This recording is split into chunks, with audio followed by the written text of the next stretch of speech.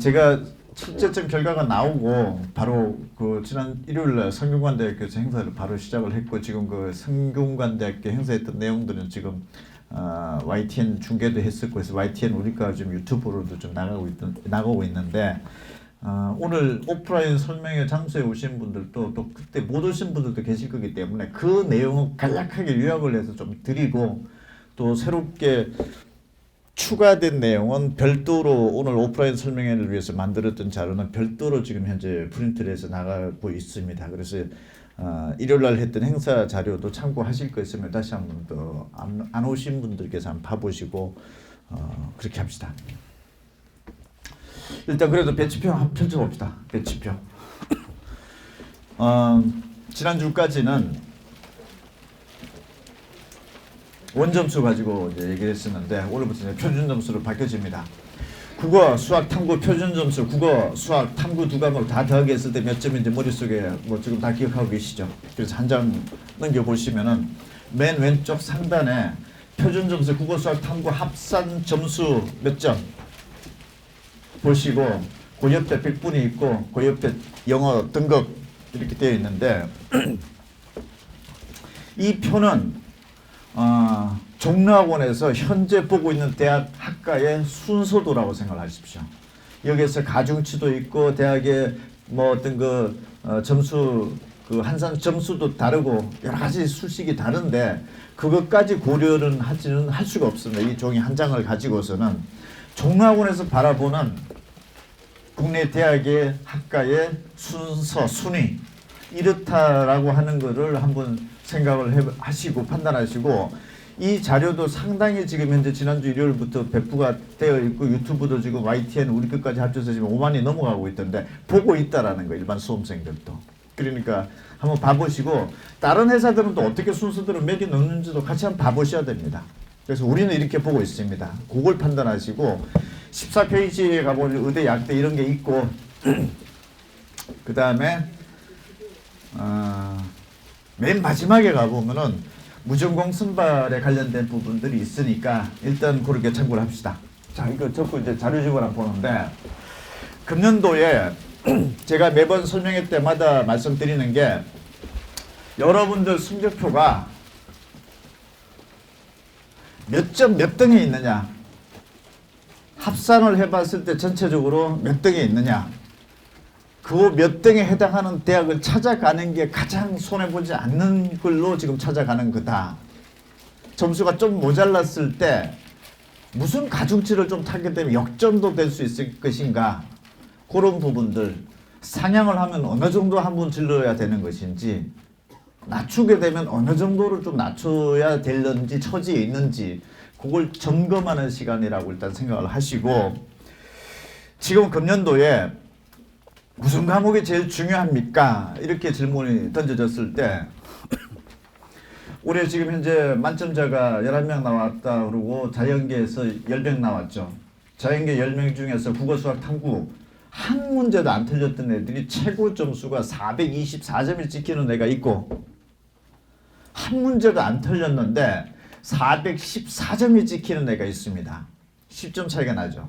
414점인데 서울대 의대 합격 예상 점수 415점 예상하고 있는 상황. 만점 맞고도 불확실. 이 얘기가 그 여기서 나오는 거고 그럼 다 빠졌는데 점수가 이렇게 10점 차이가 나는 거 과학 탐구에서 무슨 과목을 선택했느냐에 대한 운빨이죠.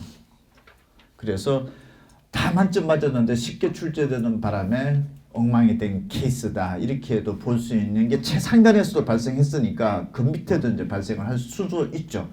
그래서 올해 가장 쉽게 출제돼서 표준 점수가 가장 낮게 형성된 게 물리하고 화학이죠. 그런데 공교롭게 서울대학교는 의대를 가려면 물리 또는 화학을 둘 중에 반드시 한 과목을 선택해야 된다. 이러니까 그 과목 선택을 해서 만점 맞은 애가 지금 현재 그런 처지에 놓여 있는 상황인데 이거 만점 받았던 애들의 대화가 일반화될 수는 없죠. 그게 상위권, 중위권, 중하위권 때는 어떻게 될는지를 또 들여다보는 시간에 지금 이 자리라고 생각을 한번 해보십시다. 자, 이 페이지 보시면 간단하게 정리를 한번 해볼게요.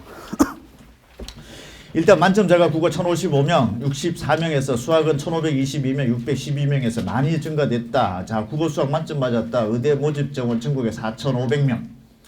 4500명 중에서 약 30%가 국어 수학은 현재 만점 맞은 상황에 놓여 있는 애들이 지금 각자 놓여 있다. 국어 수학을 둘 다 만점 맞았는지는 모르겠지만 어쨌든 각자 만점은 한 30% 정도 되는 라인이네. 그게 동점에 지금 뭉쳐져 있는 거죠. 국어도 그렇고 수학도 그렇고.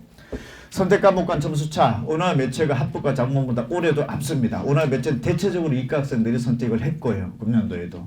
언어 매체가 한 3점 앞서네요. 한 문제도 안 틀렸는데 언어 매체 찍은 애는 그 선택한 애는 139점 찍혀져 와 있고 합법과 작문 한 문제도 안 틀렸는데 136점 3점 차 나고 있고 그 다음에 수학 미적분은 140점 확률과 통계는 한 문제도 안 틀렸는데 135점 5점 차 지난해 11점 차에서 줄었기 때문에 이과에서 문과 넘어가는 게 조금 올해는 조금 덜하지 않을 것인가 이런 전망이 나오고 있는데 한번 들여다보면 또 속내는 달라질 수도 있습니다. 현재까지 이런 상황이고 우리 애가 국어 수학이 1등급 때다. 수학 국어 1등급 때는 국어가 1등급 학생들 다 모아놓으면은 139점에서 131점이니까 8점 차가 벌어져 있고 수학은 9점 차, 2등급 때는 국어는 5점 차 간격으로 벌어져 있고 수학은 7점 차니까 1, 2등급 때 라인에서는 여기 자리 안내 좀 해주시죠. 1, 2등급 때에서는 국어하고 수학으로 봤을 때 수학 잘 본 학생이 유리한 구도네요. 아까 점수 분포상으로 봤을 때는. 그 다음에 3, 4등급 때들은 오히려 수학보다는 국어를 잘 본 게 경쟁력이 있는 큰 흐름에서는 이렇게 되게 놓여져 있습니다. 선상은 1, 2등급 때는 수학, 3, 4등급 때는 국어가 지금 현재 애들이 좀 점수가 조금 벌어져서 지금 분산돼서 배치되어 있는 상황. 경쟁력으로 보면은 1, 2등급은 수학, 3, 4등급은 국어 이렇게 좀 볼 수 있고 3페이지. 자 이제 등수 한번 체크해 볼게요. 의대 모집 정원이 4,485명. 뭔 과목이 됐든지 간에 4,500등 안에 들어오느냐 안 들어오느냐. 이 가장 우수한 학생이 의대 원서를 다 낸다고 가정하에 이 4,485명의 수시에 몇 명 뽑든 정시에 몇 명 뽑든 상관없이 4,500등 안에만 들어오면 어쨌든 수능 최고 4,500등 안에 들어오면 의대에 합격권은 일단 박스에 들어가 있다. 이렇게 볼 수 있는 거죠. 그 다음에 약대까지 보면은 8,058명, 8,000등. 그 다음에 서영고 12,185명, 한 12,000등 안에 정도가 어떻게 되어 있느냐. 그 다음에 탑10 33,069명, 33,000등 안에 들어와 있는지 안 들어와 있는지. 인서울 63,297명, 63,000등 안에 어느 정도 지금 돼 있는지. 요게 일단 등수의 의미로서는 그냥 크게 한번 이렇게 구획 정리를 한번 해볼게요. 4페이지 국어 2025학년도 4,500명 의대라인 139점 한 개도 안 틀린 애가 1,055명 일단 현재로서 동점. 그 다음에 137점이 1,685명이 동점.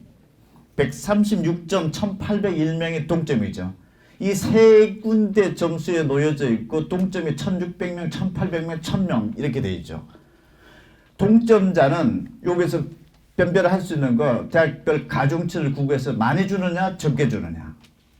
이 부분에서 내가 적게 주는 대학을 선택을 해야 될지 많이 주는 대학을 선택해야 될지 이 점수에 위에 놓여져 있느냐 밑에 놓여져 있느냐 그게 되겠죠. 작년도에는 딱 10칸에 이렇게 벌어져 있었던 것이 올해는 3칸으로 좀 벌어져 있는 상황이네요. 그 다음에 수학 4,500등 대충 비슷하게 4,797등에서 지금 끊어보면은 140점 만점 맞은 애가 1,522명 동점. 그 다음에 139점은 59명, 138점은 67명, 137점 3,149명 동점.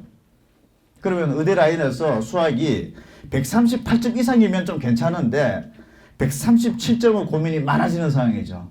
여기서 수학의 가중치를 더 져버리면 더 떨어질 수도 있는 거고 그 138점대 애들은 더 이상 밑으로 안 내려오려고 할 테고 그런 라인선상에 놓여져 있다. 여기서 이제 심리전을 할 때 이 3,149명이 이거 딴 과목을 잘 못 봐서 하향 지원으로 일반 학교로 내려올지 내려오면 얘네들이 현재 137점에 수학 점수로서 의대 라인인데 내려오게 됐을 때는 그 밑에 있는 일반 자연계학과 가려고 하는 학생들이 약간 또 복잡해진 양상이 벌어지는 거죠. 아니면 상향으로 그대로 갈는지 이런 패턴은 정시, 지원, 현황에서도 조금 눈여겨봐야 될 그런 어떤 점수 라인대로 봐야 되는 거고 5페이지 만등, 스카이라인, 국어 6칸에 이렇게 앉아져 있는데 134점과 133점이 3,566명 동점 133점이 2,418명 동점 이 두 군데 점수가 지금 현재 절반이네요. 요 만등 라인에서 그럼 134점과 133점이 지금 고민이 크고 가중치를 어떻게 적용받느냐에 따라서 요거 좀 많이 따져봐야 되는 국어에서 점수 상황이고 수학 7칸에 나눠져 앉아 있는데 134점이 절반이 지금 돼 있네요. 48%. 얘네들이 이제 위로 가려고 하면은 조금 수학 비중을 줄이는 대로 찾아야 될 테고 내려가려고 하면은 또 그 밑에 있는 라인 선상의 대학 지원자애들이 얘네들이 내려왔을 경우에는 좀 뭔가 좀 불리한 상황이 전개될 수도 있겠구나. 요 복잡한 라인 점수대가 지금 현재 134점. 그 다음에 33,000등 탑10 주요 10개 대학. 국어로 보면은 128점 라인대까지 형성이 되는 거예요. 그래서 내가 주요 10개 대학을 간다. 국어 128점대 위에 들어와 있는지 들어와 있다면 어느 정도 선상이 되어 있는지 위아래를 한번 살펴보시면서 지금 현재 안정적인 구도에 들어와 있는지 불안정적인 구도에 들어와 있는지 또 생각을 해보시고 그 다음에 7페이지 수학 126점대까지 이것도 한번 위아래에서 한번 경쟁 구간을 한번 체크를 해보시고 내가 수학과 국어가 안정적인 구도에 들어와 있는데 탐구가 비안정권인지 탐구까지도 안정권이면 소신 있게 한번 써보고 이렇게 생각을 할 수 있는 라인 8페이지 63,000등 인서울 끝 라인 국어 123점대 이내에 들어와 있고 어느 정도 선상에 와 있는 것인지 9페이지 수학 122점대 라인. 그래서 다른 과목이 어떻게 돼 있고 국어 수학 둘 중에 어느 곳에서 지금 현재 더 경쟁력이 있는 점수대에 들어와 있는지 안 들어와 있는지 이렇게 보면서 대강 국어 수학의 과목별로 일단 위치를 이 정도로 일단 설정을 해놔보고 그 다음에 영어 바깥에 누구 조정 좀 해줘야 되겠다. 계속 오시는 분들한테 점검 좀 해주십시오. 자 영어 1등급이 28,000명 나왔네요. 28,000명. 의대 4,500명 동점이죠. 주요 10개 대학에 33,000명에 28,000명이니까 그 주요 10개 대학은 요거 1등급이 그냥 같이 가고 있다 봐야겠죠. 2등급이 75,000명. 2등급만 75,000명. 그러면은 이 인서울이 지금 63,000명이라고 그랬죠. 어쨌든 1, 2등급의 영어는 복잡한 계산이고 목을 떠나가지고 대강 생각해 보십시오. 2등급 안에 정도 들어오면 일단 거의 다 통점이다. 이 정도 생각. 어느 대학이 유리합니까? 불리합니까? 별 따질 일은 없을 것 같아요. 그 다음에 10페이지. 문이과 격차. 올해 1등급 수학 애들 다 모아봤더니 96%가 이과. 금년도도 막강합니다. 지금 현재. 문이과 수학 격차는. 이 문과 학률과 통계를 가정을 합시다. 학률과 통계 한 문제도 안 틀렸음에도 불구하고 내 위에 미적분 기하가 분포한 학생이 금년도 4,953명. 문과에서 한 문제도 안 틀렸는데 이미 그 위에 돼 있는 애들이 지금 현재 한 5,000명 정도 위에 이미 놓여져 있고 작년에는 6,835명. 조금 줄어들었지만 아까 11점 차가 5점 차가 됐다고 그랬죠. 수학에서 미적분 학률과 통계 표준점수 최고점 차가 들여다봤더니 6,800명이 한 4,900명으로 지금 만점 맞고도 그 위에는 이과 애들이 분포가 이렇게 되어져 있고 2023학년도에 1,017명, 2022학년도에 2,930명에 비해서 대단히 많죠. 금년도도 굉장히 많은 학생들이 최상단에서도 이미 분포가 이과 학생이 많다. 2022, 2023 요 정도 상황에서도 이과에서 문과 교차 지원해가지고 서울대학교 정시합격자 절반 이상이 이과생인 것으로 확인됐을 때랑 봤을 때는 상황은 굉장히 텀이 많이 벌어져 있죠. 문과에서 수학 잘 봤다 대단한 큰 경쟁력이고 이과에서 다른 과목 못 봤는데 수학을 좀 잘 봤다 싶으면 교차다운 생각을 해봄직하고 문과인데 수학을 대단히 못 봤다. 거의 대부분 문과는 못 봤다라고 생각을 하면서도 또 찾아봐야 되는 상황. 이런 어떤 구도고 11페이지 1등급 끝라인 점수가 131점의 표준 점수가 찍혀있는 수학 애들이 이과 애들끼리 줄여서 보면 17,472등이 갈 수 있는 대학의 일단 라인 선상. 얘가 만약에 문과로 지원하게 되면 727등. 한 개 대학에 3,000명. 그냥 절반 뚝뚝뚝 1,500명, 1,500명씩 그 중에서 700등 학과. 이 정도로 일단 생각을 좁혀볼 수 있는 그냥 큰 거시적으로.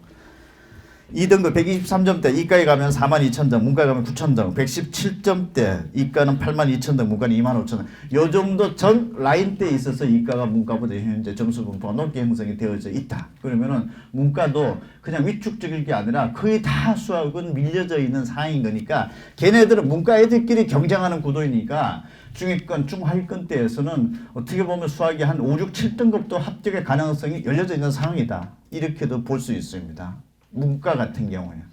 그리고 이과에서 문과로 넘어올 때 다른 과목이 조금 미진하다 또 잘못 봤다 싶었을 경우는 한번 찾아볼 수는 있는 상황이다. 수학의 원체 이게 밸런스가 안 맞게 형성이 되어져 있기 때문에 그걸로 대학의 어떤 그 브랜드 순위라도 까는 문과지만 한 바꿔볼 수 있는 것들은 생각을 해볼 수 있는 포인트는 수학에서는 현재 형성이 되어져 있다. 12페이지. 사탐 한 과목과 가탐 한 과목을 선택한 애가 너무 많아졌고요, 올해. 지금 3만 1,000명 늘었고, 가탐만 응시한 애들이 지금 3만 8,000명 줄어들어 있으니까 이과 수학을 하면서 문과 사탐을 선택했던 애들이 꽤 늘었을 것으로 지금 현재 응시 결과도 이렇게 나오고 있고, 13페이지. 사회문화하고 생활과 윤리 그 점수가 어떻게 나왔느냐가 제일 중요합니다. 왜? 쪽수가 제일 많으니까 65%가 이 두 과목이니까 이 두 과목을 본 학생들 같은 경우에는 일단 이걸 생각을 해야 돼요. 나머지 과목들은 이 두 과목의 점수가 어떻게 나와 있느냐는 대단히 중요합니다. 지금 65%가 이거니까. 자, 생활과 윤리 31.8% 응시생인데 표점 77점 찍혀 나왔습니다. 지금 작년도보다 12점 높게 형성이 되어져 있고, 사회문화는 작년 70점에서 69점 한 1점 정도 낮게 형성이 돼 있어. 최고 꼭대기 점수만 놓고 봤을 때는 상당한 영향력이 있다. 일단은 사탐 점수가 잘 나온 학생들이 굉장히 많아져 있다라고 일단 표점이 높아져 있다. 영향권이 대단히 크다. 이렇게 일단 볼 수 있고, 생활윤리가 이 정도로 치고 올라갔으니까 지금 12점까지 올라가 있고, 뭐 윤리와 사상 이것도 보면 한 10점 올라가 있고, 뭐 세계사 5점 올라가 있는데 세계사는 선택 학생이 별로 없죠. 이런 부분들 일단 보고 14페이지 과학탐구 지구과학 원, 생명과학 원이 지금 두 과목이 68.7%다. 절대적이죠. 이 두 과목이 어떻게 됐느냐? 그래서 올해는 가탐 변별력이 떨어졌다 어떻게 되는데, 어쨌든 이 두 과목으로 놓고 보면은 표점이 4.1점 상승했네. 최고점에서는. 영향력 있는 과목의 두 과목은 표점이 상승되어 있으니까 이 두 과목의 표점 지난해보다 높은 애들이 일단 많이 있다. 이렇게 생각을 하고 나머지 과목 학생들은 생각을 해야 되는 거고, 물리학 원, 화학 원이 어떻습니까? 67점, 65점 최하위죠. 그래서 일단 요 부분을 보고 15페이지 만점 받았는데 424점짜리 있고 414점짜리가 있다라고 아까 말씀드린 이런 과목 조합 때문에 일단 그렇고,